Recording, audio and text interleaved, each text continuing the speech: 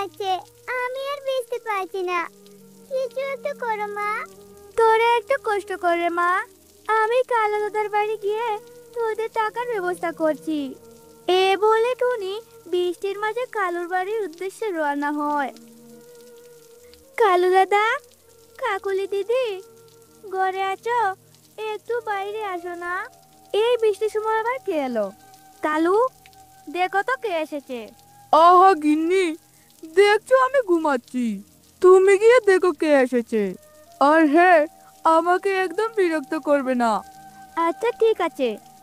এরপর কাকুলি এসে বলে, টুনি, তুই এই বৃষ্টিতে দরজায় এভাবে শব্দ করছিস কেন? কি চাস শুনি? দিদি, জানোই তো আমার ঘরটা একদম ভালোই না। বৃষ্টির পানি ঘরের ভিতরে প্রবেশ করে। আমার মেয়ে দুটো ভিজে গেছে। ওরা আর একটু ভিজলে ওদের জ্বর চলে আসবে। তাই তোমার কাছে এলাম। তোমার বাড়িতে কি ওদেরকে একটু আশ্রয় দেবে? হুম, মামার বাড়ির আবদার, আমার কখন কি হয় না হয় তো ওদেরকে দেব আশ্রয়। যান এখান থেকে, কোনো আশ্রয় হবে না। দিদি, দাও না একটু আশ্রয়। বললাম না হবে না, যা দূর হয়ে যা, যত সব। এরপর টুনি বৃষ্টিতে ভিজতে ভিজতে তার বাড়িতে চলে আসে। মা, এবার তাহলে কাকুলি মাসিদের বাড়িতে আমরা যাব? না রে মা, কাকুলি দিদি কোনো আশ্রয় দেয়নি, তোরা ঘরেই থাকবি। তাহলে কি আমরা ভিজতেই থাকবো? ভিজবে না, দাঁড়া, আমার মাথায় একটা বুদ্ধি এসেছে। এরপর টুনি দুটো পলিথিন এনে টুকি আর টুনটুনের মাথায় পরিয়ে দে।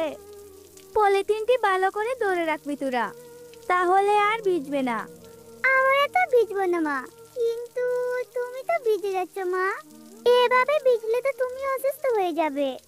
আমার কিছু হবে না, আমার নিয়ে তোরা চিন্তা করিস না। এখানে চুপচাপ বসে থাক, যেখানে পানি পড়ছে সেখানে আমি পাত্র বসে দিচ্ছি। এরপর টুনি যেখানে পানি পড়ছে সেখানে পাত্র বসিয়ে দে, আর ওদিকে বাহিরে বৃষ্টি কমে যায়। মা, ও মা, আমাদের খুব খিদা লেগেছে, আমাদেরকে কিছু খেতে দাও। তোরা বস, আমি খাবার নিয়ে আসছি। এই বলে টুনি রান্নাঘরে চলে আসে, আর সেখানে এসে দেখে কোনো খাবার নেই।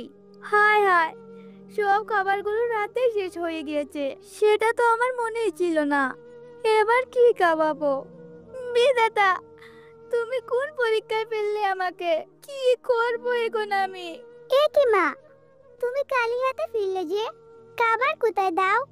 মারে, ঘরে খাবার নেই, একটু কষ্ট করে অপেক্ষা কর, আমি যেখান থেকেই পারি তোদের জন্য খাবার নিয়ে আসবো।